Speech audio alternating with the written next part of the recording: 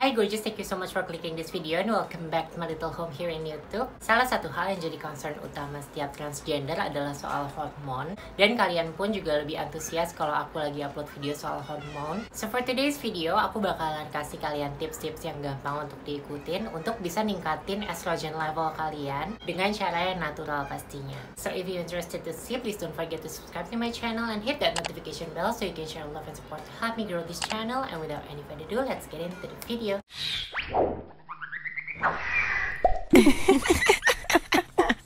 Sebelum kita mulai videonya, aku mau minta maaf dulu dan klarifikasi dulu karena di video yang sebelumnya terkait hormon terjadi sebuah keblunderan yang bikin beberapa dari kalian itu bingung. Karena ada yang mempertanyakan ke aku juga kenapa di video itu aku bilangnya aku udah 6 tahun hormon, sementara di video aku yang dulu banget pertama kali aku bahas soal hormon, aku bilangnya aku baru hormon itu tahun 2017. Jadi penjelasannya gini, aku itu kan transisi dari aku masih ada di kampus ya, itu tahun 2015-an. Dan pada waktu itu aku belum tahu banyak soal hormon, aku nggak melakukan riset yang mendalam soal hormon, apalagi konsultasi, masih nggak ngerti apa-apa banget pada waktu itu. Dan waktu itu aku akhirnya memutuskan untuk DIY hormon, untuk melakukan hormon sendiri dengan dosis yang dikira-kira, terus tanpa pengawasan, dan itu berlangsung selama sekitar 1-2 tahunan. Terus akhirnya aku melakukan riset lebih dalam lagi soal hormon, mencari tahu lebih banyak lagi segala macamnya soal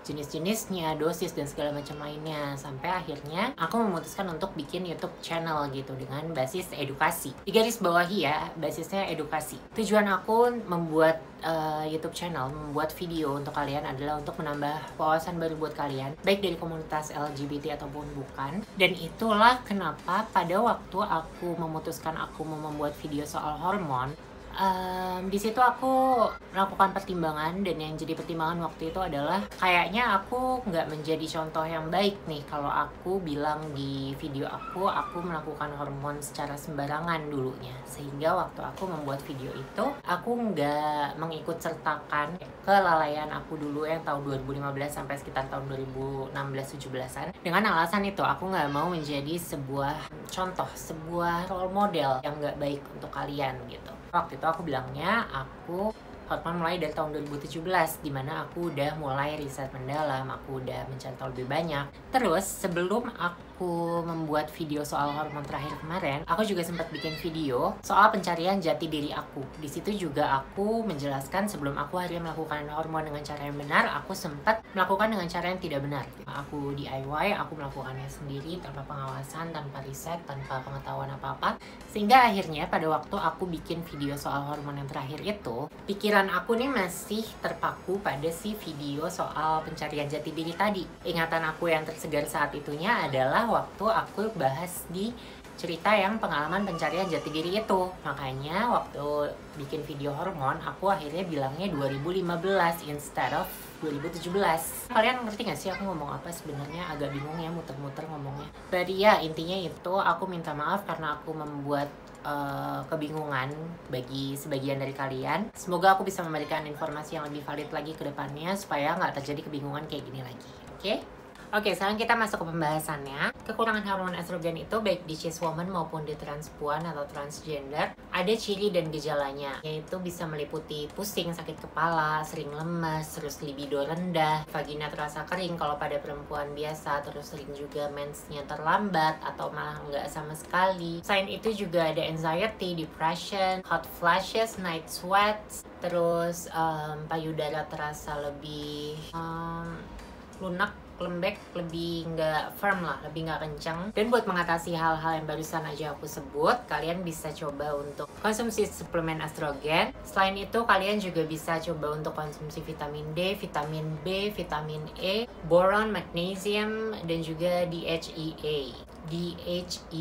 Kalau kalian bingung itu semua apa, kalian bisa juga coba untuk konsumsi maca powder yang kayak gini. Nah, fungsi dari si maca powder itu adalah kandungan di dalamnya itu membuat otak kita terangsang untuk memproduksi lebih banyak hormon alami yang ada di tubuh kita. Nah, kalau untuk transpuan, kan basically kita udah di persiapkan ya, badan kita udah manipulasi bahwa hormon yang ada dalam tubuh kita tuh estrogen, bukan testosteron. Makanya kenapa si maca powder ini bisa membantu pembentukan estrogen baru dalam tubuh kita. Selain itu, biasain untuk nggak melakukan segala sesuatu secara berlebihan. Maksudnya gimana? Maksudnya adalah kayak misalkan kalian olahraga berlebihan. Olahraga berlebihan itu juga bisa mengurangi level estrogen dalam tubuh kalian. Jadi olahraga secukupnya aja, yang penting kebutuhan olahraga harian kalian tuh terpenuhi, nggak perlu terlalu yang gimana-gimana banget.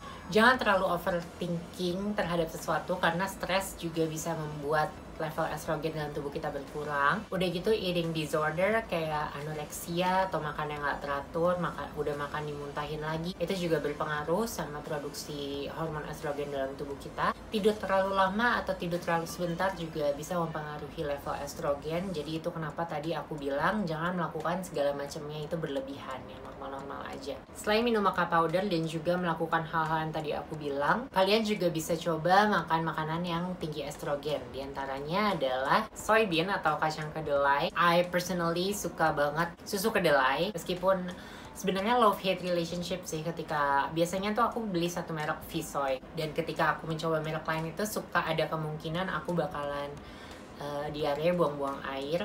Tapi di luar permasalahan diare itu, sebenarnya aku suka banget susu kedelai. Itu juga bagus banget untuk naikin estrogen dalam tubuh kita. Udah gitu ada juga toge, terus sayur-sayuran yang sering kita temui tiap hari macam wortel, kentang, timun. Udah gitu ada juga buah apel, labu, bawang putih, terong, kacang merah, kacang hijau. Itu juga banyak banget mengandung estrogen yang bagus buat diri kita. Nah, untuk kalian yang diet, kalian bisa pilih metode diet keto, karena keto ini dirasa paling cocok untuk orang-orang yang mengalami estrogen defisiensi atau kekurangan estrogen. Keto diet itu apa? Kalian bisa google sendiri, karena ini bukan waktunya, bukan lagi membahas soal keto diet. Dan ya, itu dia apa aja yang bisa kalian lakukan dan apa aja yang bisa kalian makan untuk meningkatkan estrogen alami dalam tubuh kalian. Komen di bawah kalau kalian punya cara lain yang juga bagus untuk ningkatin estrogen dalam diri kalian. Like videonya kalau kalian suka aku buat video-video kayak gini di channel aku. Komen juga di bawah kalau kalian punya ide-ide buat video-video selanjutnya. And until I see you guys again next time, stay gorgeous.